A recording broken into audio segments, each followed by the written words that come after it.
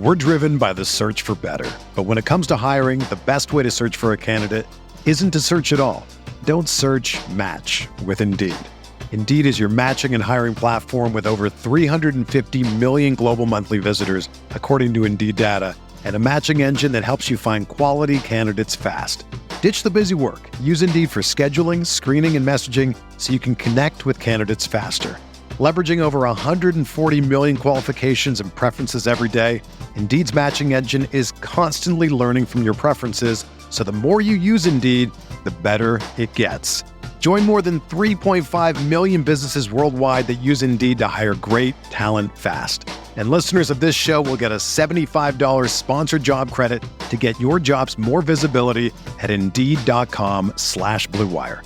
Just go to Indeed.com/Blue Wire right now and support our show by saying that you heard about Indeed on this podcast. That's Indeed.com/Blue Wire. Terms and conditions apply. Need to hire? You need Indeed.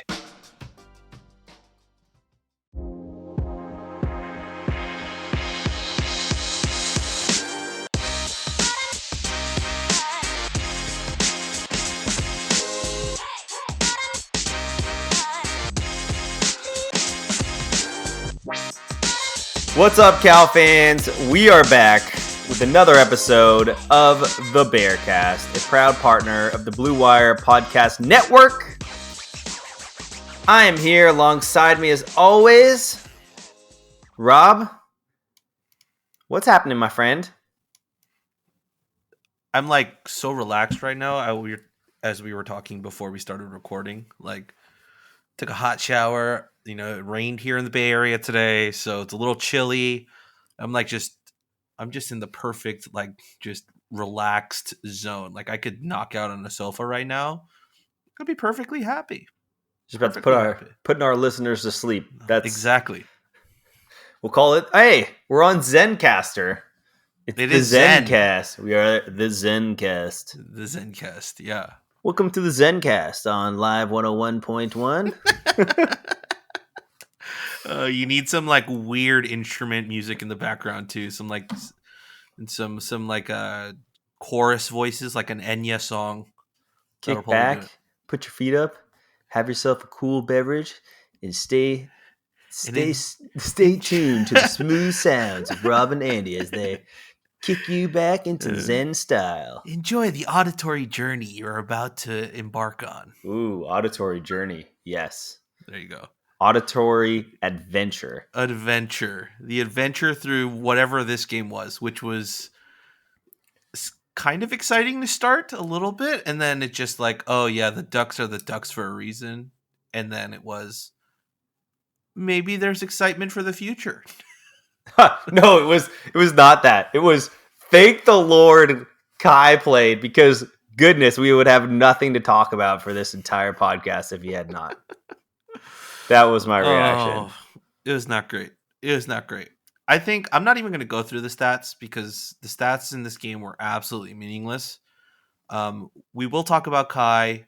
Let's talk about the game as a whole. And then we have a bunch of questions from people that they want to talk about. Of course, the big like narrative stories about offensive coordinator and certain other things. But first of all, where I want to start is I texted you this morning with a story that broke on The Athletic about will Cal basketball ever be good again? It was by Seth Davis, right? And then in the article, there's a bunch of quotes that's very confusing, but also the big one was about, there was an original quote about like that Fox received a 2-year deal or 2-year extension last summer. Twitter was outraged. I requested the contracts. We got the contracts. I looked at the contracts.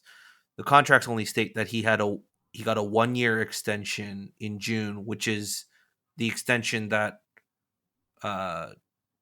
he got it in June of 2021. So it's the extension that Knowlton was talking about just this past March when he said that all coaches got a 1-year extension because of COVID. So we have the original contract. We got that extension. And then we also have this addendum because I guess he took a pay cut during COVID, so it was just an addendum to modify, like, this is how much he got paid during the year of 2020. And that was that. But the quote I actually wanted to read out to you is from the chancellor in that article. So yeah, it's in this article, and what she says is, fortunately for him, or she's talking about Marsh Fox, right? Fortunately for him, Christ understands that it's unfair for a school to give a coach subpar facilities and make it harder for him to bring in transfers and then send him packing for not winning enough. I often feel that coaches get fired too quickly, she says. There are lots of things that go into being a coach in addition to winning and losing.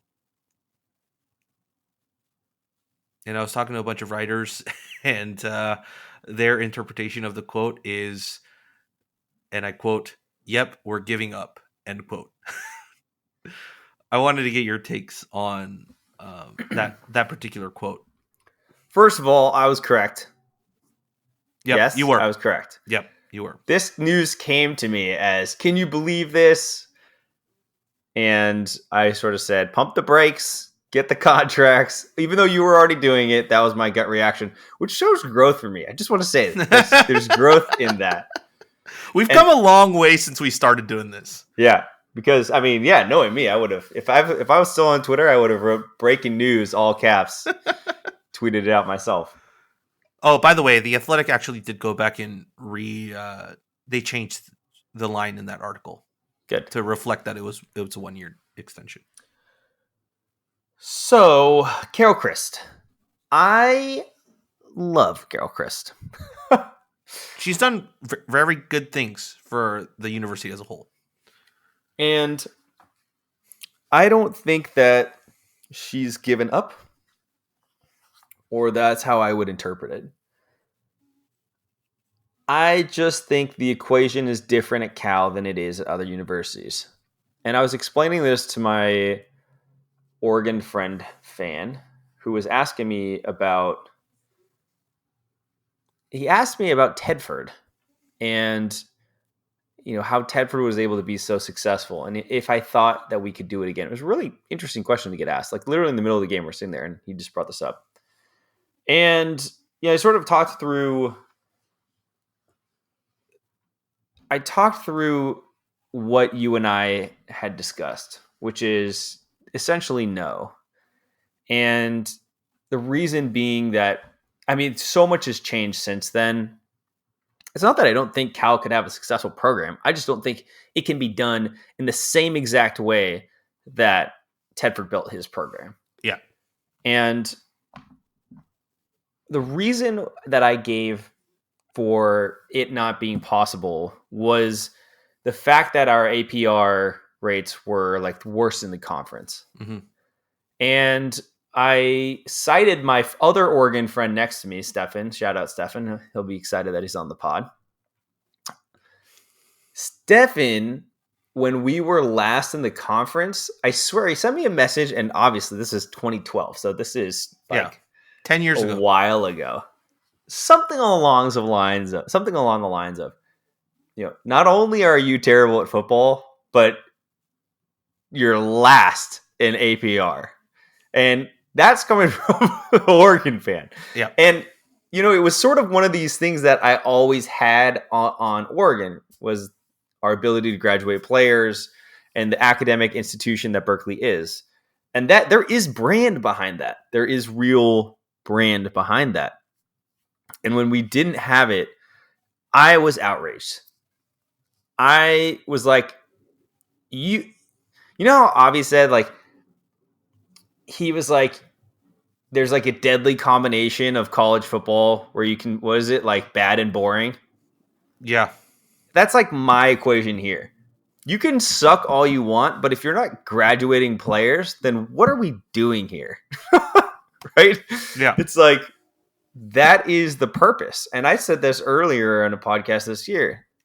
That's what Wilcox does really well. And it's going to be hard to remove somebody from, at the end of the day, if they are graduating excellent representatives of the university, there's real weight with that. I am not a Mark Fox fan. I'm not a fan. I wasn't a fan of the hire. I was like, as I normally do, maybe it'll work out.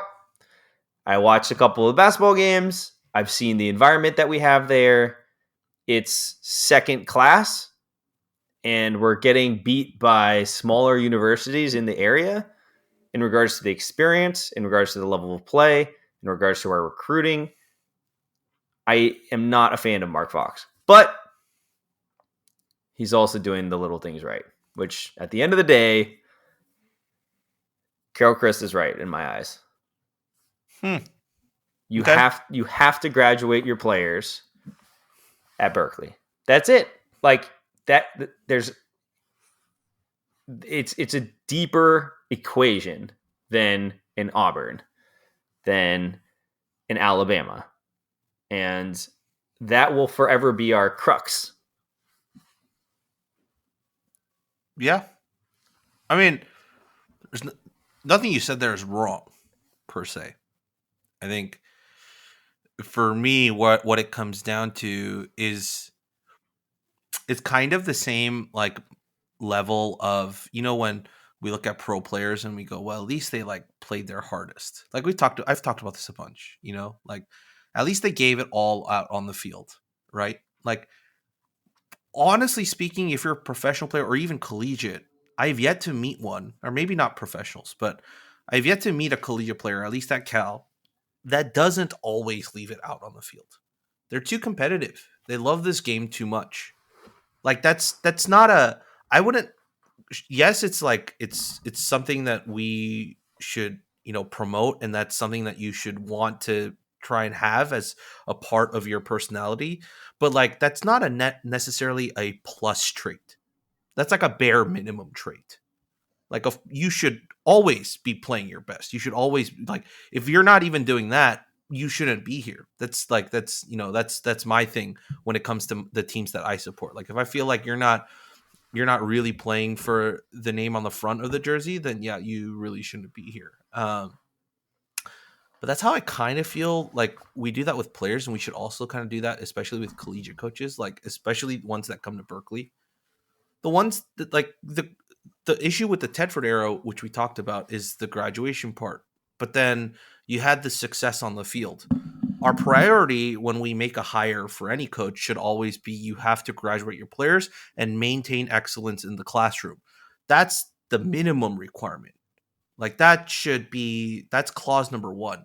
Now, this is where you and I differ. Should that be the only saving grace for him to keep his job and like be okay with it? In my eyes, no, because the ultimate point of him being a collegiate basketball coach is to win games, or a collegiate football coach is to win games. Now, people are going to come at me about this because my stance is a little bit different when it comes to Wilcox, but of course, circumstances are also different.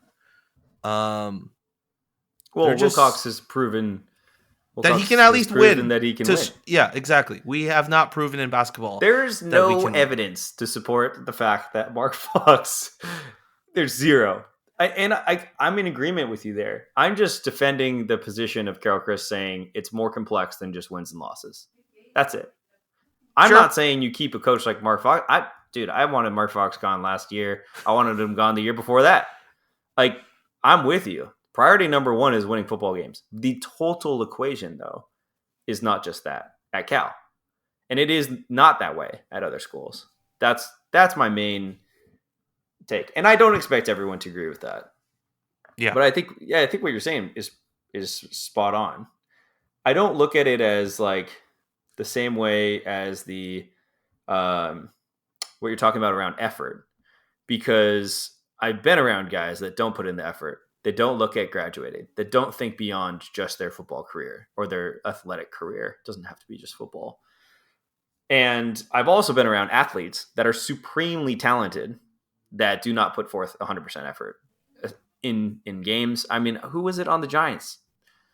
Oh, God, no. It was on the Redskins. What was his name? He would like take plays off all the Albert Hainsworth. He would take plays off all the time. Remember that? Yeah. It'd be like, and he would just like fall to the ground and yeah. And Dominican Sue had that thing too. What people talked about. Yeah. So like, there's guys that are also just like wildly talented that just don't, for whatever reason, like don't have that motive to like get themselves going. And but I'm not the person that's like, yay, we got stomped by Oregon, but the guys try hard. I was like, yeah, it's like it's cool to see that we didn't give up on ourselves, but like I'd prefer not to get stomped by Oregon.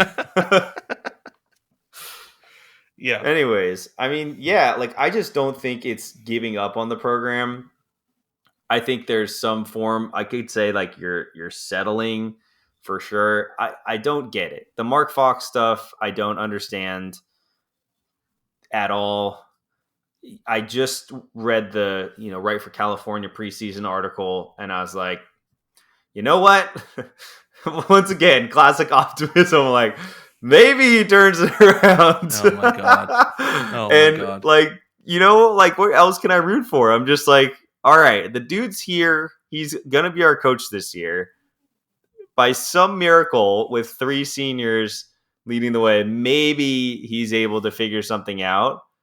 I doubt it, but I don't know. I mean, what else is there to do besides like be upset? The real problem is the AD's office has lost a tremendous amount of credibility in multiple coach-based decisions, and then on top of it, a swim controversy that looked really bad. And you were locked in right now to an AD deal that looks questionable and a football deal that's hard to swallow. And to me, it's like the bigger questions right now for me are not what Carol Chris says. It's really a lot more about, is Jim Knowlton the right guy? Yeah. I think that's an absolutely valid question. Yeah, I think sure, was Mark Fox like dealt a bad hand? Yeah. But you don't give the fans enough credit if you the one line. I don't mind the optimism for the year. Like, like it's the preseason. Like hope springs eternal, right? This could be the year that all of a sudden all these guys start to click and it works. But like historically, the style of play that he tries to implement, all of that just doesn't make sense whatsoever with the guys that he's bringing in, unless he's drastically changing his philosophy. But also, once again, the thing that irked me the most is like this is year 4, right? This is year 4 of basketball, which is basketball you can turn around literally in 1 year if you recruit really well. Right. It's the one sport out of like the revenue sports that you can turn around in a single season. But to call year 4 that we're still in a rebuild makes no sense to me. Yeah, agreed. No sense. That's what I got so thrown off reading that article, and I was like, did they just say rebuild? Yeah. I couldn't believe it. I meant to say something, and then I just went back to working. But like, I was like, he just actually called it a rebuild. Like, are we the Giants right now? Like, are we doing a 5-year plan that was told to nobody? Why are so many of our players transferring that could be foundational pieces to this rebuild? Like what is going on? You cannot in college basketball be in a rebuild this far into it, period. There's just no way. I don't get how it's considered a rebuild when your own freshman class are now seniors. How is that a rebuild? I don't understand how that's a rebuild. We rebuild every year, Rob. That's why we keep aiming for last. We get a higher pick in the lottery. Oh wait, never mind. Is it like one of those like 5-year plans, but like the first 5 years is the rebuild, and then the next 5 years is like where you see the growth, and then the final 5 years, like that's when we'll probably get to the. Ben said this in Discord. That's when we'll probably get to the NCAA tournament because they increased it to 128 teams. Yeah, exactly. Yeah, enough talk about that. It's already slightly depressing. But men's basketball does start. We're recording this Tuesday. Men's basketball starts tomorrow with an exhibition game against Chico State. So I'll be there. we'll see how that goes. If the game is not broadcast because it's just an exhibition game, but if you're in town and you're able, I believe tickets were $15 last I checked. So that's a steep price. For an exhibition game. The last thing from that article today by Seth Davis that I wanted to bring out to you was that there was this little line. And I got this from, I'm going to butcher his username on Right for Cal, Ari Kursine. Oh, yeah. He wrote in some different article because there wasn't an actual article to write. Avi's actually writing about this, but just for that sake. The little nugget is Cal is halfway through its 10-year, $86 million deal with Under Armour, but the company is trying to terminate it, and the two sides could be nearing an exit next spring. Your Hell thoughts? yeah. Love it. Peace out, Under Armour. Y'all are trash. I was just wearing an Under Armour jacket that's really good looking on a walk. It's supposed to be waterproof. And I was out during that torrential rain at like 10:30. I've never seen it rain harder. I was soaked through the entire Under Armour jacket. I was like, you have fooled me for the last time.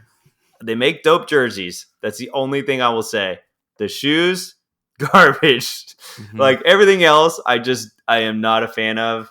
And overall, their empty promises, what they said they were going to do at the university, their investment could have gone a long way into building up the type of culture that you and I talk about here. Yep. And having a flagship store on campus would have been another attraction, another reason for, parents, families, recruits, like all that stuff matters. And it was all just dropped at the drop of a hat for UCLA. And then when given the opportunity to make it right, they wanted out of the contract. So as far as I'm concerned, that's a really shitty way to do business. And I will not be actively supporting Under Armour in my purchases going forward. There's Andy's press conference. I will no longer be supporting Under Armour. Thank you for this. And next question, please. I'll say two things. If you look at what Under Armour's done for us in terms of the football side, I think whoever our next supplier is, I hope the negotiations go where we want to continue that. We want to continue the yearly, like Joe Roth's. The look and the feel of the 3 or 4 different colors are nice. I wish we add a black one to our kit. I wish we add a new helmet to the kit, like an alternate helmet. But I think keeping the Joe Roths as a yearly thing would be absolutely great. Whether we probably won't wear them against the LA schools now, but if we could wear them in the big game, that would be super cool. But yeah, I hope that sticks. The second thing I'll say is if you look carefully, I did some internet sleuthing, right? If you look carefully at the men's basketball Twitter page and you look at the pictures of all of the players, right? They did they gave each player 2 pictures and they wrote the year, year 1 or year 2, year 3, year 4, and then their name. Some of the players you see them with their shoes. There are 2 players in there that are wearing Nikes. Now, I'm not saying that we're signing with Nike, but the fact that they're not wearing Under Armour is a clear-cut sign that we might be moving forward. UCLA did this when they broke off their Under Armour deal before they signed with Jordan, that the basketball team just wore whatever shoes they wanted that season, and they marked off the Under Armour sign on their jerseys, right? For I think it was the 2020 to 2021 year. Yeah. So it's not unprecedented. We've seen it happen before. If this deal, as this says, goes through, and it's announced in the spring, that probably means it's probably signed in advance, right? Because they're probably prepping marketing material and things like that. So keep an eye out for men's and women's basketball on the court, especially. I'm definitely going to be keeping an eye out for it, seeing what shoes they wear on the court, whether they be Nikes or Adidas or whatever. But if they're not wearing Under Armour, I think that's the biggest tell. I will say I like the Sather stripe. Yeah. I do wonder who owns that. Whether that's Under Armour designers that own that or if they gave it to us as a part of the deal. Because that's the thing with remember our Crying Bear one? Yes. That's owned by Nike, which is why we couldn't take it with us when we moved. So I don't know who has ownership of the copyrights behind the designs, but I do hope they keep the Seder stripe. Well, yeah. Onwards. I can't wait for that off-season pod. That's gonna be great. Yeah. Who are we gonna get? Who are we gonna get? Oh, that'll be fun. That'll be fun. All birds. All birds. Do they make football cleats? No. I have a really bad feeling if they did make football cleats, they would rip really easily. Oh, for like sure. Those shoes are not made for like cuts and like pressure on the outside. Like they would be so comfortable though. Easily the most comfortable football team. Give me Uniqlo. Let's just go full comfortable clothing. And Lululemon. Anyways, we got to talk about this game, Andy. I'll give my version of it, and then you can give your version of it. I actually had to come back home and rewatch some parts of it because I was on the field the entire game. I took the time to take video for the game. I'll have a highlight video from the footage I took going up shortly, maybe later this week. But it was fun. I got to hang out with one of my buddies, Joey, who is the sideline reporter for Oregon Radio, but he also does Oregon. He does like a live show for them weekly, and also is their basketball guy for play-by-play on radio. So he was on the sideline, with a mic, does the Todd McKim job but for Oregon. And so we were hanging out on the sidelines, just chatting and talking. And, he was giving me the inside scoop of things that were happening in the Oregon world. But yeah, overall, that was fun. I really enjoy memorials, and the being down on the field to take videos or photos, because the space between where you're allowed to stand, which is there's a dotted line you'll see on the end zones, and that's pretty much where you're allowed to stand. But from there to where the stands are, like that concrete wall, it's pretty far. So you have so much space to work with. Like when I was at Notre Dame, that was maybe 10 feet at most from that line to the wall. It was packed in. So there wasn't a lot of room to operate. But with Memorial, there's definitely more room. And then walking behind the benches, you can walk around the entire field.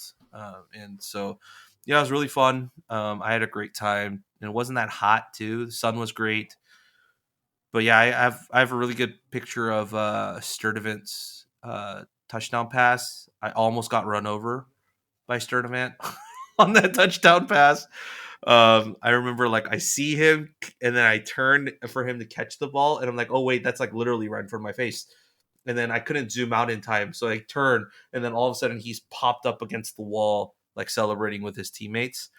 So it's a really cool shot. But I got that. And then also Justin Baker's 55-yard touchdown pass from Kai. But yeah, overall, fun time. I can't wait to get back onto the field, which is probably going to be the big game. So other than that, it wasn't that great of a day because the game. I was on the end zone where he missed the field goal, and I saw it go up, and I was like, "Oh God, this is I saw him snap, and I was waiting for the ball to go up, but the ball never came up." Yeah, I mean, there's no chance that entire decision was super questionable. Yeah. Give me your take. How was your day? Okay, so my day was great. I went to rallies, met up with all these Oregon fans, same Oregon fans that I went with to the Cal-Oregon game up in Eugene. The Friday night game, right? 14. Yeah. Was it a Friday night game? Yeah. Oh, no. Was that the Ashton Davis pick one, or are you talking about the one where he missed the field goal to tie it? We're driven by the search for better. But when it comes to hiring, the best way to search for a candidate isn't to search at all. Don't search, match with Indeed. Indeed is your matching and hiring platform with over 350 million global monthly visitors, according to Indeed data, and a matching engine that helps you find quality candidates fast. Ditch the busy work. Use Indeed for scheduling, screening, and messaging so you can connect with candidates faster. Leveraging over 140 million qualifications and preferences every day, Indeed's matching engine is constantly learning from your preferences, so the more you use Indeed, the better it gets. Join more than 3.5 million businesses worldwide that use Indeed to hire great talent fast. And listeners of this show will get a $75 sponsored job credit to get your jobs more visibility at Indeed.com/Blue Wire. Just go to Indeed.com/Blue Wire right now and support our show by saying that you heard about Indeed on this podcast. That's Indeed.com/Blue Wire. Terms and conditions apply. Need to hire? You need Indeed. Where Devin Modster was playing? No. This was 2019. Oh, okay. So you're talking about the Devin Modster game. Monster was playing at quarterback? Yeah, I guess that makes sense. Yeah. Yes. We lost, I think it was 21-7 or something like that. Yeah. And so I met up with them. Rally's is awesome. Rally's there should be 10 of those bars. It's so much fun. So much fun. So well designed. Yeah. Just exactly what it's honestly, I wish there was one in San Leandro. I go from there, take everybody on campus to walk up through the stadium. Mm-hmm. And I take them through the main entrance because I'm like, this is going to be a beautiful walk. We'll go by Sather Gate. We'll see the Campanile. Then we'll cruise past the business school. And then we'll go right in the stadium. Right. And there was a protest for Tyson Foods chicken. Yep. And I turn around. I'm like, oh, damn it. I turn to them and I'm like, oh man, I'm kind of embarrassed. Sorry. I didn't know there was going to be this protest right in front of the Bear and all this stuff. And they're like, dude, we're from the Bay. Come on, we know what Berkeley is. Yeah. But anyways, I told all of them that I expected to lose, 31-7, something like that. I didn't expect the game to be close, and they were all very surprised. We all forget that we're kind of living in Oregon fans' heads rent-free because of the last couple of years when we've played them really close. So they are all saying it's always close. They're saying things like it's always close. You all always play as close. And they're worried about when they're going to blow it of this season that they're having and what team it's going to be. Yeah. And so this whole time I'm like, y'all are crazy. Have you seen this offensive line? I'm telling you, you're going to get to see one of the rare things in college football and football in general, which is the worst offensive line in the history of the sport. So you're going to get to experience this live. And they're saying, oh, where our defensive front isn't actually that good. And it's our offensive line that's really good. And so we get to the game. And after the first quarter, Cal's winning. Yep. And they're looking at me like, what? I was like, well, it's 3-0. And then, then it gets really crazy because then we're up 10-7. Yeah. And that's when they turn over and they're like, did you just intentionally lull us into thinking that we were safe just to mess with us? What's going on here? I thought you covered the team and you were really in the know. And I'm sitting here like what is actually going on right now? So I started to build that belief and have a little bit of hope myself. I was like, wow, okay, we seem to be no, Andy. Yeah, no. Yeah, I know. And then the play that broke me was the Patu.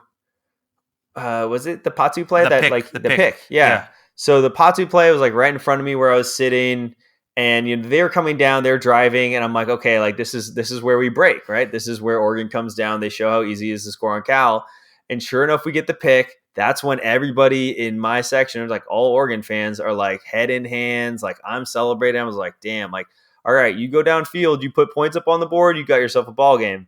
Well, what do? 3 and out immediately, punt it right back, and then they come down the field and score. As soon as we punted, I said, y'all are going to smoke us. Yep. We just don't have the offense that's capable of winning many football games. Not a shootout like that. And it's the same thing all season that drives me crazy is the defense played a long series and got you that turnover, and you put them right back out on the field. So people are like, why is the defense bad? Well, I'm like, because the offense puts them in really shitty situations like that. I can't possibly imagine working that hard to get off the field, turning the ball back over to the offense, and having them go 3 and out. In those moments, you have to get chunk yards. You need to give your defense a break. They cannot be out there every single possession. And what did we continue to do? We continue to force the defense to play a ridiculous amount of minutes. And you take away the positive sort of momentum, if you believe in that sort of thing, from creating a turnover, you hand it right back. So yeah, we do that. Oregon comes out and scores. Plummer throws like the worst interception I've seen him throw so far, where he just like floated the pick off the left side, or the ball to the left side. No idea what he was thinking. And then, of course, they come down and score. And I had to go at half because I originally was going to attend this game. Then I was going to bail on this game 100% because I had called this one a win for Cal, and I knew it wasn't going to be a win for Cal. And then I settled for halftime because I had to go to this boat party. But as I came home, I got to watch Kai play. And so I got to watch all of Kai's series at my house as I was getting all the DJ stuff. And man, it was just great to see that. And I think it was a very clear, it was just very clear to see what a healthy quarterback can do with a pretty bad O-line, and just how he was stepping up. He seemed, all of a sudden, it just seemed like you had someone that was a little bit quicker. Yep. And it kind of brought the team to life. And he had this joy about how he played too, where he's smiling and, the receivers are smiling and laughing. It kind of rejuvenated a little bit of the team, where I was like, yes, Rob, we have something we can talk about. That's exactly what you said on the phone to me. That's exactly what you said on the phone to me after the game. So that was my experience. I gave you a lot there. So that was it. Yeah. No, I think for you and I both, that was the moment the game broke me. Was I'm looking at the scoring summary here. The Ducks score to go up 14-10 with 4 minutes left, 4 minutes and 14 seconds left in the second quarter, right? The next score they score is at the 1 minute and 54 minute mark in the second quarter. So 2 minutes. It took them 2 minutes to come back and score again and jump the lead from 4 points to 11 points. Yeah. That was the game. That was the game. And it was weird because the exact same scenario kind of happened with Cal, where Cal gets the ball and Oregon starts calling timeouts when Cal has the ball on offense. Yep. And I was like, that's gotta be the NFL / collegiate equivalent of a middle finger from the other coach. Yeah. Your offense sucks so much that I'm going to save my team time, so I'm going to get the ball back. So I can score again. Yep. And I watched the same thing happen on Sunday Night Football between the Packers and the Bills. Yep. And Rodgers had the ball, and all of a sudden the Bills were calling timeouts. I was like, wow, the disrespect to call a timeout with Rodgers. And you know what the Packers did? They handed the ball off on 3rd and 18. I couldn't believe it. They handed it off and punted it right back. And what do the Bills do? They come down and score. It just shows you the difference. And it was tough to see, because I'm like, Wilcox is a competitive dude. If you haven't watched those press conferences, man, he's always angry because he is very competitive. I don't know. I'm pretty shocked that Wilcox could just simply watch that happen and not fire someone, because I would be livid. Yeah. It was it was eventful, to say the least.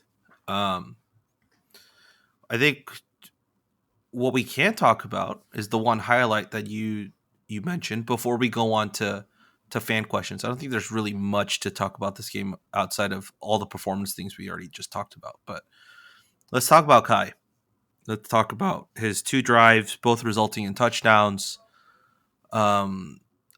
At capping it off with an 11-yard pass to Monroe Young for a touchdown, and also the 55-yarder by Justin Baker on a stop-and-go route, which totally destroyed that corner and had him on skates. And then the ball was slightly underthrown on that 55-yarder, but there was enough space where it didn't really matter.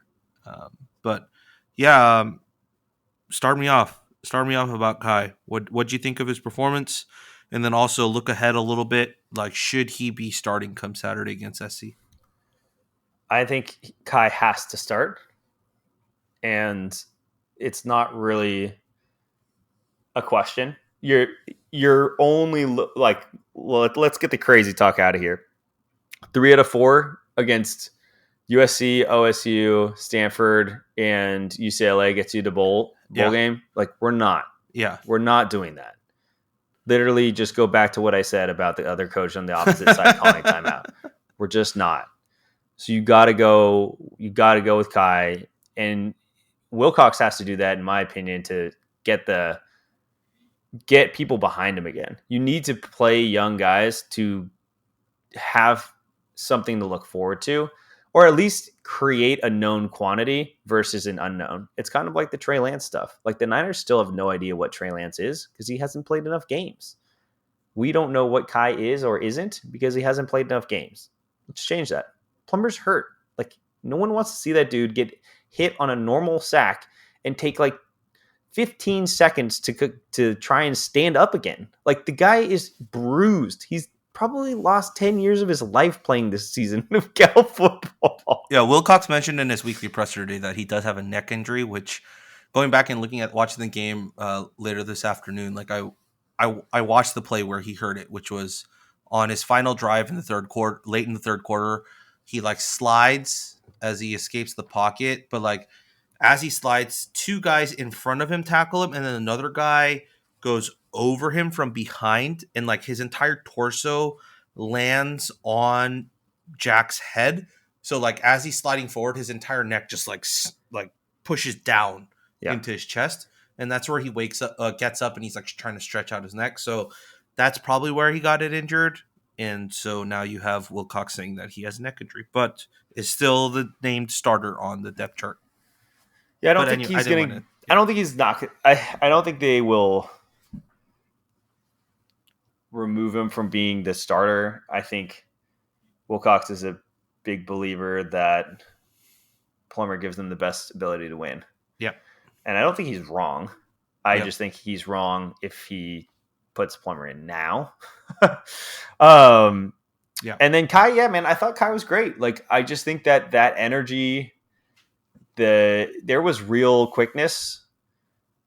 I don't know what that's actually going to look like, if a team's actually game planning against it, or, what it's going to look like over the course of a full series where, the pocket is consistently breaking down the way it is on Plummer, because at the end of the day, any quarterback would look bad behind our offensive line.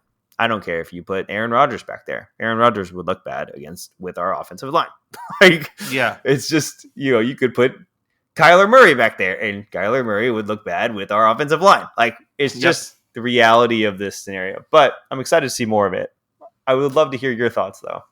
I think the thing with Kai that we have to first preface, right, is the context in which he was playing and the circumstances in which we have to look at, like, is he going to be able to translate that play that we saw against that Oregon defense against a team like SC? So a couple things, right? First thing is, late in the game and pretty much in garbage time, right? Like, we just want the game to the end. Same with Oregon. So Oregon played a couple of their starters on that defense, but not really. And they weren't, when I went back and watched those two, they weren't doing anything exotic. They were basically dropping everyone back in coverage, and they rushed their defensive line. There were a couple times where they blitzed. There were a couple times where they stunted some of the D-line guys. But overall, it was pretty base defense. Like, I went back and charted it, like, on just his passing plays. They rushed 4 on passing plays. First one was 4 rushers on a delayed blitz. That was a throw to Hunter. 4 defensive linemen straight rush. That was the throw to Maven. But that one was impressive because he had a shoulder pulling him back on his throw. But he still powered through it and got the ball out to Maven Anderson. Next one was also 4 straight defensive linemen, but that's when he scampered off for 15 yards in the first down. Then he gets a 5-man rush at him. That's where Latu drops the pass. Then he gets another 4-man rush just straight. That was the out to Ott. He gets a 5-man rush to him. That was the out to Latu. Then a 4-man rush, but with a stunt. So the two I think it was the defensive end and one of the interior D linemen kind of swapped spots after the snap. That was the pass to Latu. Then there was one disguise. There was a 4-man rush with a disguised blitz from an outside linebacker. That's where the ball is batted down. 4-man rush straight. Well, that was the touchdown to Monroe Young. 4-man rush with a delayed blitz. And that was the 5 yards to Monroe Young. 4-man rush straight. That was the slant to Christakos. And another 4-man rush with a stunt. And that was the touchdown to Baker. So out of all of that, maybe 2 or 3 plays did he actually see something exotic or something different. The rest was just their base defense. So on any play, they would have at least 6 guys dropping back into pass coverage. So he was finding the spots and the gaps in the coverage, right? That's why he was getting these passes completed. He was making the reads. Like that throw to Monroe Young is still really impressive, regardless of the situation. Because he launched it right over the linebacker because he's eyeing him. He looks him off to the far side a bit, comes back to him, launches it right over the linebacker because he sees Monroe cutting in on that deep post route and just dart onto the hands. Touchdown. So, look, the natural throwing ability that he hasn't gone anywhere. We all knew he had an arm. The issue was the consistency in which he could make those throws and get them into the accurate places that he needed to get them. And that was the thing for me is like, I didn't see that enough in practice over fall camp. But I also left the wiggle room saying he could just be a gamer. He could be a guy that's not going to practice, but absolutely is just amazing when it comes to the game. That the pressure, the scenario, the situation under the lights, the cameras on. Like I think some guys just play better in those types of settings, right? I'm not saying Kai's a gamer with the evidence that we have yet, but that could be the case. So like that's where we need to pull back a little bit. Be like, all right, Kai might be the best option, but that's not because Plummer's bad. We know what Plummer can do when he's healthy. Like we haven't seen him run out of the pocket and gain us yards like we did against Notre Dame, right? That was one of our saving graces when we were playing in South Bend. We haven't seen him do that since the Washington State game where he got injured. Like you just know the mobility's not there. So to constantly say that Plummer is bad without pointing out the context of him being injured and also the offensive line not performing doesn't do Plummer's talent justice. The dude's got an arm, and if you can give him enough time, and I talked about this with Hithloday, the guy from Addicted to Quack, because he's probably one of the guys I respect the most in terms of game watching and film and breaking down. And I said, look, if the offensive line plays like they did against Arizona, and if Plummer is throwing balls like that, like he did against Arizona, in the pockets like that against Arizona, that's the best version of this offense you're going to get, which is a workable offense in college football. The issue is the offensive line hasn't performed up to that level, and now Plummer's injured and can't make the throws that we expect him to make. So, like all of that combined, what does that mean? We need a quarterback that's one, healthy, and two, mobile enough to move around in the pocket or run away from the pocket when it collapses that quickly. Plummer's not that guy. Plummer's not the Chase Garbers, right? He doesn't have the legs to take off. This offensive line right now would be perfect with a guy like Chase Garbers because he can make stuff happen with his legs. And that's what we saw Kai do with some of his running ability and his ability to move in the pocket. Do I think Plummer should start at SC? Man, I would like the two okay, so first of all, my answer is yes.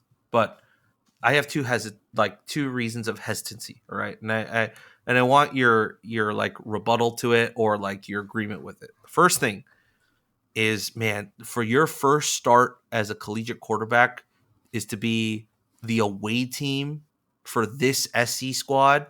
like at the Coliseum with those fans right now, that's a tall task. That's an absolutely tall task. The second thing is, man, to have him behind this offensive line, like if he's under the pressure of like the actual game from the start to the end, and he's not being able to run away from defenders because they're not just playing pass coverage like they were against late in the Oregon game, that might break a dude. Like, I don't know how much it's worth it to break a young quarterback like that. And that's where it kind of scares me. Some would say that you'd have to take that risk, which I get. It's football. But it's just the circumstances in which he would have to start are just not great. Like if we were having this conversation like when we were playing, let's say, against Colorado, like I wouldn't have minded that, but it's just the circumstances of like SC can't lose. They're like rising. The college football playoff, the rankings just came out this week. Like they know if they want to make a push, like they got to keep winning and in LA. So yeah, that's kind of where I fall. But I'd like to get your thoughts on my take. I agree that it's a tough environment to get tossed into for your first game, but I would think that any collegiate quarterback wants the ball in their hands. Yeah. That like for sure That's Kai's right. sitting there. And so like, I don't know if I'm nervous about it breaking him. I would worry more about injury. Yeah. Yeah. Like literally getting broken behind this O-line is Yeah. an actual possibility. So, man, I'm just thinking though, it was like crazy to reflect back on like the Arizona game because we had offensive line issues against the Arizona game last year. Yeah. I feel like we also didn't have half our offensive line for that game too. Oh yeah, right. I was gonna say, okay. I was like, damn, am I just like having flashbacks right now? Yeah. But I did remember like Glover going into that game and just like not having time to really deliver the ball. Yeah. And by the end of it, they were just sending everybody, and we just couldn't block anyone. So yeah, I mean, I agree. Like, it's not. You probably wouldn't choose this game on as a first one to start them, but I don't know. I may find in that case, maybe you're like, all right, wait a week and wait for at Oregon State, which won't be much easier, but you're better chance that you can match up better. But I definitely want to see Kai, and that like I wouldn't even mind if they ran like a 2 QB, like something like more creative where they had like Kai come in and have some designed runs and some particular plays like we used to do back in the day with when we did it against Northwestern. Yeah. I would love to see something like that. And I think if they did that, like, and I wouldn't be upset, I wouldn't be like, oh, they should have played Kai the whole game. I'd be like, okay, good. Like, you're getting this guy reps. collegiate, reps and collegiate action. His red shirt's already burned. Like, let's do this thing. We need to understand what Kai is and get as many looks as possible. And if he's growing that much in season and we're seeing that improvement, then yeah, you need to turn it over to him right now, because we need to see that growth going forward. And that really does give us something to believe in going, for the next season. And I also would not want to see Plummer transfer. I think you could have both. I think college quarterbacks get injured all the time and the season gets tanks just the same way our season as a Niners fans would have tanked had we not had Jimmy G. It's like, what's wrong with having two? Yeah. It's just it's a weird situation to be in right now. Because like my stance on Kai starting has always been like, until we're out of bowl contention, which you could argue that you're kind of at now, because statistically, like, the probability of us making a bowl is so low. But like, just for argument's sake, like I said, I wouldn't want him to play until we were mathematically out of it. And that means one more loss is we're mathematically out of it. Actually, no, 2 more losses, right? 2 more losses is we're mathematically out of it. So if Cal makes a bowl as a 5-7 team, we won't. No. Okay. No, I'm just saying we have 4 more games left, right? Oh yeah. So mathematically, we would need to lose 2 more. That's insane. I can't believe that we're still. Yeah, we're still 2 games flexible in getting bowl eligibility. But yeah, I guess I guess just based off what we saw at the end of like context matters, which is what I wanted to bring up. The context in which Kai was playing, and the context in which the Oregon defense wasn't really, doing the stuff that they were doing earlier in the game. But also context matters that he showed up and he threw 2 touchdown passes on 2 drives. You've had Wendy's nugs dipped in sauce, but have you had them covered in sauce? Wendy's new saucy nugs take the crispy and spicy nugs you love and turn them up to 11. Choose between flavors like buffalo or honey barbecue, garlic parm, or if you're a real heat seeker out there, you can try spicy ghost pepper, only on Wendy's signature spicy nugs. Listen, I'm going to dare you to do it. I dare you. That's 7 delicious ways to try the nugs that you already love. Pick a flavor, grab some extra napkins, and then grab a few more napkins and prepare to nug like you've never nugged before.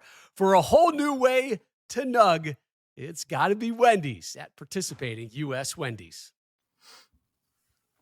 I'm unsure. Like, I tweeted this out, and a lot of people like mistook it that I think like Plummer's better than Kai or whatever. Like, my whole thing here is if Jack and Kai are both healthy, Jack still gives us the best opportunity to win. But as of right now, Jack is not healthy, and Kai is healthy, and we clearly saw the differences of that in the Oregon game. Yeah.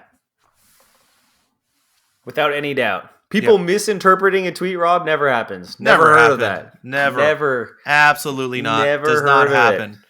Does not happen. No one ever misinterprets any of our tweets ever. All right. You ready to talk about some questions, Andy? Yes. All right, let's start with this. Shavit Karen, your boy or girl or she, they, he, she, they, whatever their pronoun is. You don't know with the internet, right? What do you think about Troy Taylor for OC? Would it be enough of an upgrade for FCS head coach? Not that different from Bo. How about Brennan Marion? Look, I think a lot of people are saying Troy Taylor would never take the OC role. I think they're probably right, but I do think there is past precedent for it. It'd be weird. He's having so much success right now. I'd be surprised if he doesn't get a look at a Power 5 program. I wouldn't be surprised if he gets a look at the Colorado gig. Colorado, ASU.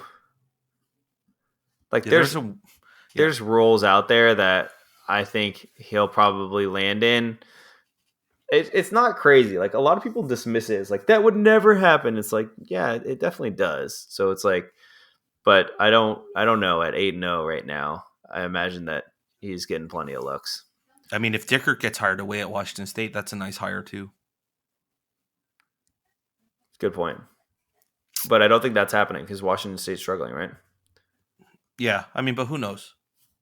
Fair enough. I mean, Oregon was willing to take a 5-7 Justin Wilcox. So who knows? Who knows? They're going to use that as an example for years of years, wild... absolutely years. Yeah, absolutely years. All right. Brennan Marion, I don't know enough to talk about other than I don't believe that he would come. He's the passing game coordinator for Texas. He was the wide receiver coach at Pitt last year. Coached Jordan Addison to the Biletnikoff Award.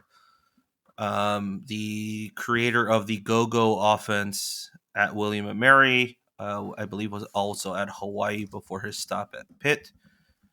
Don't ask me how I know all this off the top of my head. But he was also a choice when we were hiring Musgrave.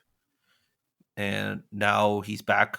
And I don't think he would take the offensive coordinator job here just because I feel like he'd be getting looks elsewhere at better opportunities and better programs. So, yeah, I mean, but that's definitely one of the names.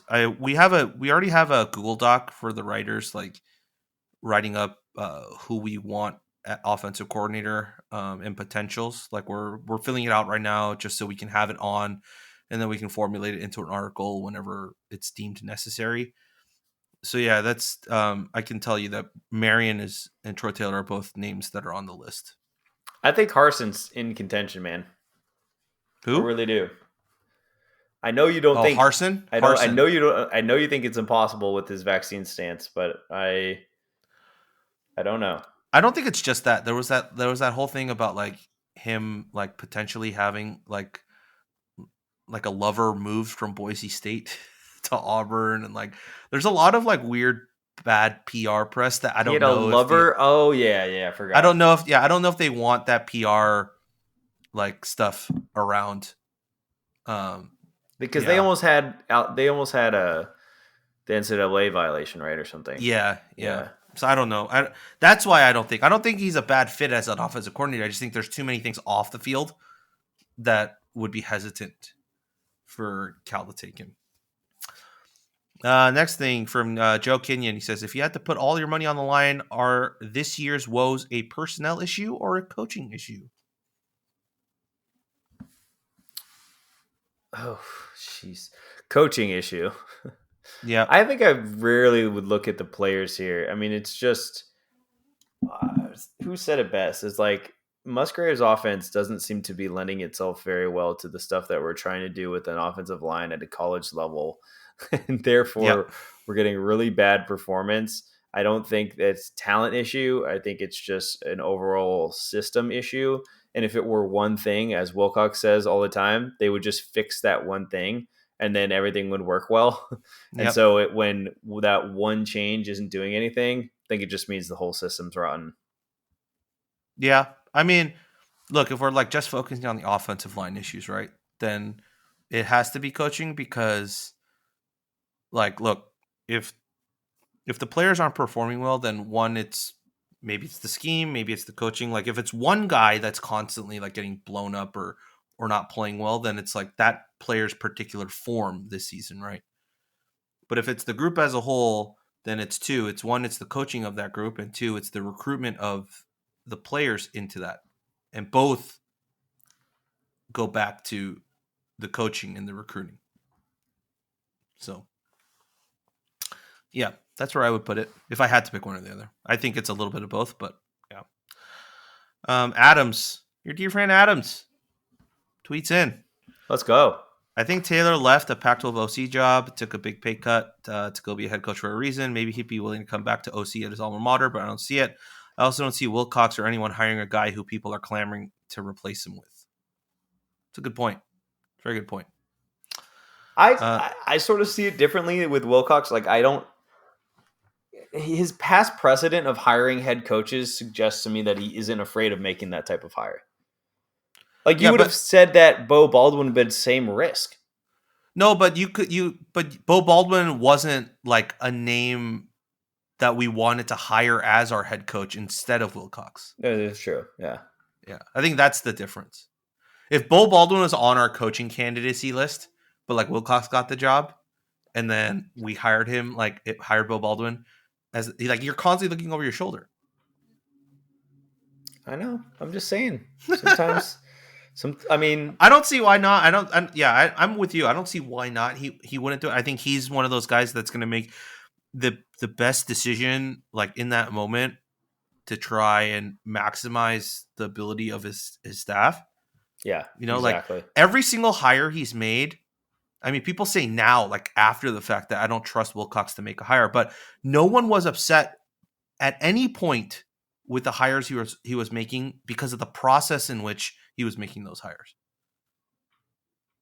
That's kind of where we're at. We can all look back and say, yeah, Musgrave was the wrong hire because now we know that it's not working. Or even Bo Baldwin. I would take Bo Baldwin. He's not doing too well at Cal Poly. I know, he's not. Yeah. Adams does have a question for us, though. Why is Plummer still starting despite clearly being injured and less effective because of it? We saw ourselves finally that Millner isn't a total scrub and anything out there, so why isn't he filling it? I think we gave our answer to that. Very long discussion on that. I agree. Yeah. Let's see. Oh, I may have missed it, but has there been any movement at all with moving out of Under Armour's partnership and signing with somebody else? Kevin Mo Wong. We actually discussed that at the top of the pod. So if you've been listening this far and you missed it, I guess you can rewind. Like, it's not a live stream, so Um, you got N on Twitter says, does Wilcox need to hire an OC and an O-line coach away from another successful program to energize fans and players? Or is it fine to hire coaches who are either let go or haven't worked in a while, or retread coaches who bounce from program to program? Oh, that's actually a very good question. Well, we can't do retread Nope. because you already did that. Yeah. So I wouldn't, and then it would have to be a mid-major type of, or, not mid-major, but like, it'd have to be like a Mountain Like a West mid-Power or, 5. yeah, something like that in order to pull up both the OC and the O-line coach. I mean, I kind of look at like how Sonny had his O-line guys that kind of came with him from stop to stop or like had previous stops with. So I do think that would make sense. And clearly, if you can build synergy or have that pre-existing synergy between your OC and your O-line coach, like we know that matters. Yep. So I would say, yeah, like that's actually a pretty good idea as far as like who to target and what to prioritize. I like that. I support that. Yeah, I wouldn't want a retread coach, and I wouldn't want a coach who hasn't worked in a while. Mostly because not of coaching pedigree, but usually if you haven't worked in a while, then the recruiting connections is the thing that starts to drop off. So like that's one thing you want to maintain. In terms of coaches who are let go, there's a little caveat to that because it just depends on the situation in which they were let go. If they're being scapegoated for like that, the team's offensive line isn't doing well, and that's why they were let go. Probably don't want to do any of those coaches. But if they were one of those position coaches that were playing well, but the offense as a whole wasn't doing well enough, or the head coach was fired and they're just turning everything over, and that guy's available, like those are hires that I'd make. Mm-hmm. I agree. I will say the only other hire I want to make is bringing GA back. I've said that before. You have plenty of times. Yep. We got to bring him back. Sid asks, I was really hoping this would be the upset of the year, but oh well, on to the next. It was really nice seeing everyone at the tailgate and at halftime. Which game do you think Cal has the best chance of winning and why? Big game. Big game. Yeah. I still think we can get the axe, and we can have one fun day this year. We can have it. Well, technically, we already have the axe. Well, yeah, sorry. I think we can retain the axe. Good call. And I think we can have one joyous day besides the Arizona game. Yeah. I think that's right. I think that's correct. I mean, especially with Oregon State being ranked this week. Not happy. But on the note of Oregon State, I believe Jonathan Smith said Gulbranson is starting at quarterback for them. It's not I want to say Jake Luton, but it's not Jake Luton. Who's the other guy? Chance Nolan. It's not Chance Nolan. So that's something to watch heading into next week too, if they're starting a different quarterback. I think second to last one or last one here from the Real Soul Cal. It feels like my burner account. If Wilcox was head coaching material, he'd bench Plummer injured, no upside for the program. But on to the question, should Musgrave be fired immediately? Go Bears. See, once again, like we talked about the whole like Plummer thing. Like he still gives us the best opportunity when healthy.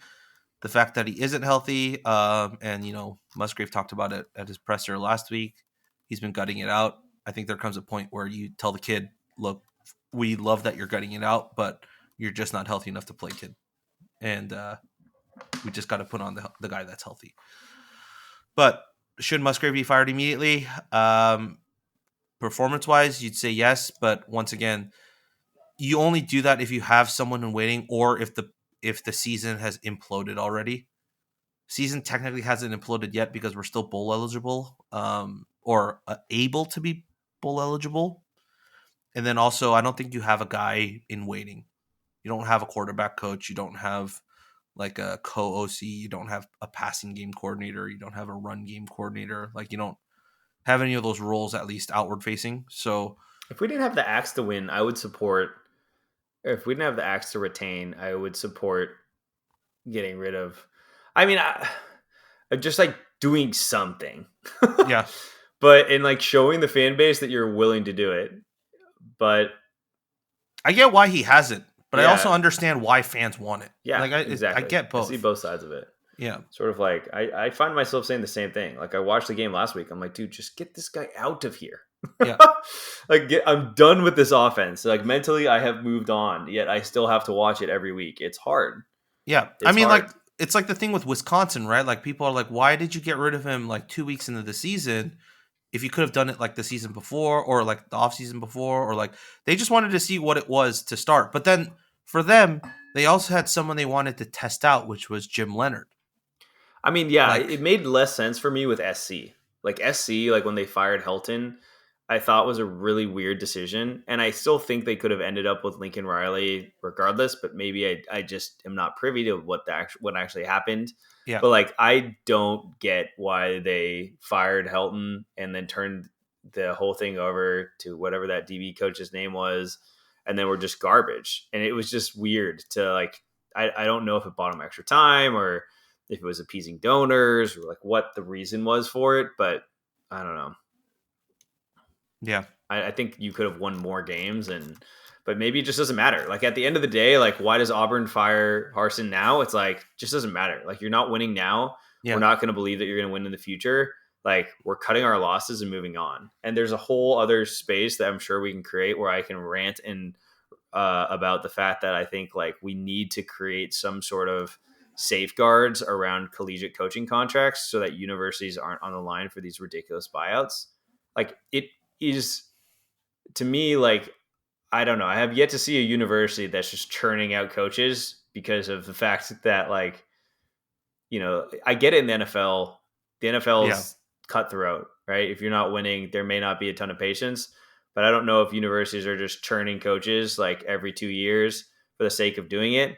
And then on top of it, like we're pulling away from people's education to like pay Brian Harsin like $22 million. Like that's just so stupid. Like I think it's just so dumb. Like Mel Tucker has a guaranteed $90 million contract. Well, Like, you don't want to pay Jimbo Fisher $90 million? I mean, like we all are having a tough season, but like imagine being a Michigan State fan. Not only does your team suck, not only did your team crater right after this coach signed that tremendously big contract, but now you have the low standards where your players are literally jumping up two guys in a freaking tunnel. Like that's what Carol Chris, I'm going to go full circle. That's what Carol Chris is talking about when the equation for coaches is more than just wins and losses. Because when you miss on character, you miss in big ways. And you get a state university looking like a bunch of idiots. I mean, that is a huge problem. They're going to have a lawsuit on their hands, multiple lawsuits probably coming their way against the university, criminal charges against players. You have players that haven't even been held accountable yet. Yeah. I mean, it gets bad when you get in those situations. And I think like, anyways, let's not do that. We don't have enough time, but we'll talk about it at another point. Our last one here comes from Scott. Says, with struggles beyond football, both basketball programs predicted at the bottom of the conference, and the recent swimming coach scandal, do you see any potential for Knowlton to be removed and replaced in the next few years? Current contract runs through 2029. Thoughts? Kind of did talk about this. Yeah, we did. I mean, I know donors really like. I know the donors that I know really like Knowlton. Yeah, and I think that it's because he does a good job on the peripherals. And I think every fan that's upset, I mean, I thought the swim scandal and the quote on the swim scandal and what he was involved in, I felt like there's been very little investigation and accountability into what had actually transpired there. Yeah. And I would have loved for that to have been cleared up to be able to kind of get back into like being more supportive. But with that being sort of an unknown, I found myself more leaning towards out than in. And I just think, as I said at the beginning, we're not in a good place. It's a dark place. I miss Sandy Barber. She's retired. I mean, like we Yeah. could easily hit up Sandy and be like, "Yo, like, can you come back and like just get us back on track?" Yeah, there's just so many like, look, you have to give credit where it's due, like, you know, and like you just can't be like negative to everything, right? So like, you know, what Knowlton's done with the fundraising aspect of it, and him like working in tandem with Chancellor Chris to alleviate some of the stadium debt, to alleviate some of just the overall financial work behind the athletics department, and what we know, all positives, right? Those are all things we needed to get done, and they got done. But I think it's the there seems to be some sort of disconnect between what not only Chancellor Chris says, but also what Jim Knowlton says about, like, look, we understand where the fans are coming from. We understand that they're upset with the performance of revenue teams like this that have the most invested fans, but also trying to keep them like, but there's issues. Like there are things that we need, like there are things that hinder us from being able to be great. And I think the fans' ire is directed sometimes wrong at just the head coach. Like particularly, I think in Wilcox's case, I think there's a lot of, you know, financial things that aren't able, as we've talked about in other pods, like that are viable for us to be like an elite collegiate program as of right now. I think that this like the consensus and the thing that we have to like come to terms with is like, look, we get all that. Then tell us what you're doing to trying to fix that. Like if you're saying that the coach is getting more years because there's issues we have to fix, you know, for the support of these programs, then tell us what you're doing to fix those programs. Just give us some transparency. Like if you're like Chris talking about the basketball team and saying like the facilities aren't there, you know, like to be able to recruit well and so on, then what are we doing to fix those facilities? Like where is the basketball practice facility that we've been talking about for the last 15 years? Like where are we on that? Like give us something to be like, okay, we get it. You don't want to keep churning out head coaches because you feel like it's going to result in the same thing until we fix the infrastructure. Then tell us what you're doing to fix infrastructure. Hell, the entire federal government has infrastructure week. Why can't we get an infrastructure week? Like, you know, like if some of us are now like privy to a lot of information about the athletics department, and, you know, thankfully for doing this and whatever, and people tell us things that, you know, we would not have known in the past. But like the more you know things, the more you're like, all right, now I see what the underlying problems and the underlying like issues we need to fix before we can head off into this like new like goal of being excellent on the field or on the court comes. But like, I don't know, we keep asking to change, and I guess I should give Fox some leeway with this too. Like we keep asking for the car to get a new like color, but like we don't change the engine. Then what's the use? We're just repainting the car over and over again, getting the same type of performance, expecting something different. Like at some point we need to look at that and go, we might need to punt on like this one season or this one year, but like we need to get these things fixed. And I don't know when that'll come, if that'll ever come, but that's kind of where I sit right now with everything that's like being talked about. Northwestern is building a $1 billion football stadium. Yeah. That's all I'm going to say. Yeah. Fan apathy is prevalent in the Cal fan base. Prevalent. I don't know. I'm not saying I have a fix for that. I'm just saying that's an issue that needs to be addressed. I just don't know how you can do that. It's the chicken or the egg. Yeah. I mean, every Oregon fan was like, what happened? Yeah. All of them. like the whole stadium was like, where are the Cal fans? Yep. That's the 3-year change. Maybe it's pandemic related. Probably not. I mean, you could argue the fans in the stands, at least for football games, weren't like this even before the pandemic too. Like we weren't putting up numbers. We were putting up these types of numbers like even before. Yeah, but we would have showed up. I mean, like you're talking about a top 10 team coming into town. I mean, but it was weird. Like Oregon didn't travel as well as I thought. No.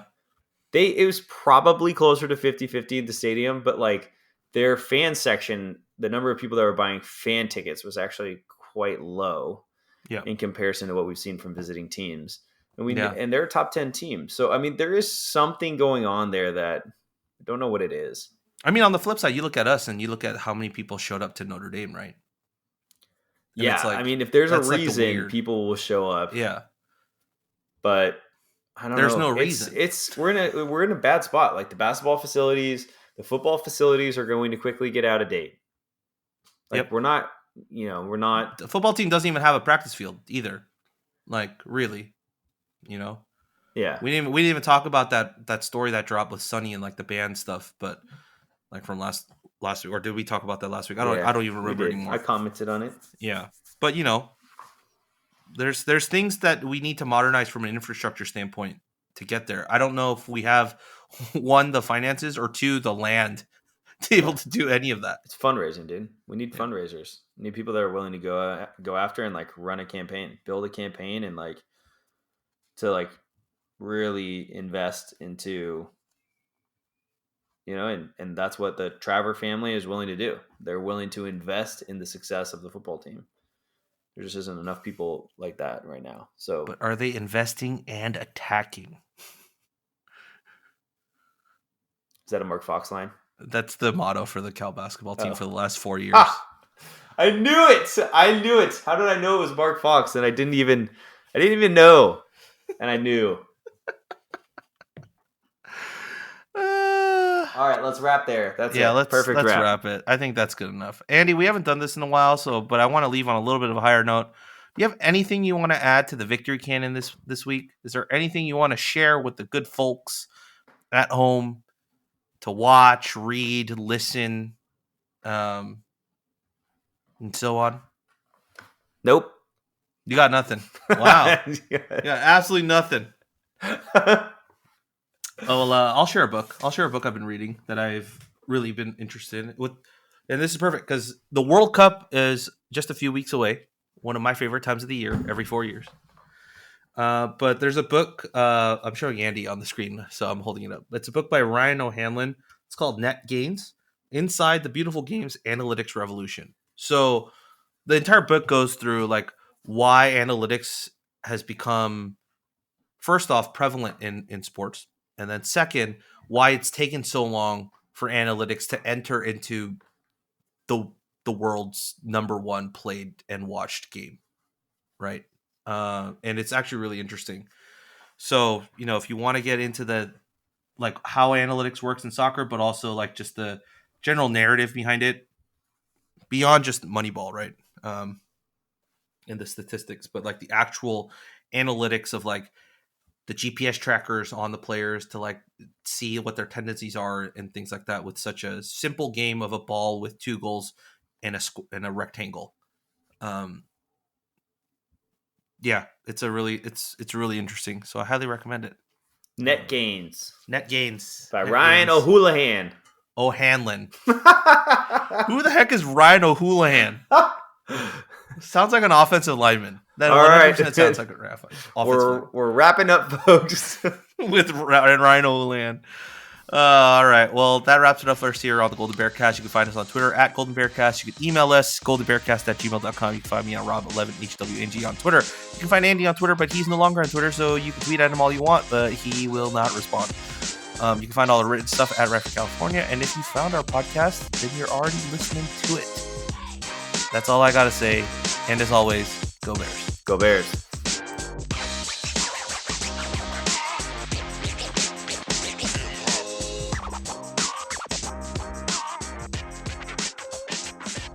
Three, two, all yodeling. Yodeling.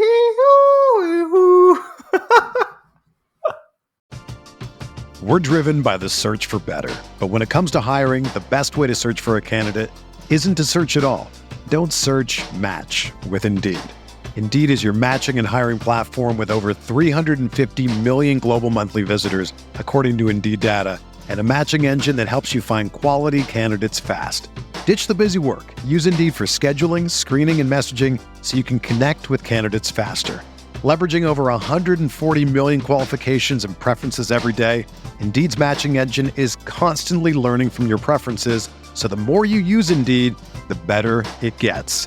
Join more than 3.5 million businesses worldwide that use Indeed to hire great talent fast. And listeners of this show will get a $75 sponsored job credit to get your jobs more visibility at Indeed.com/Blue Wire.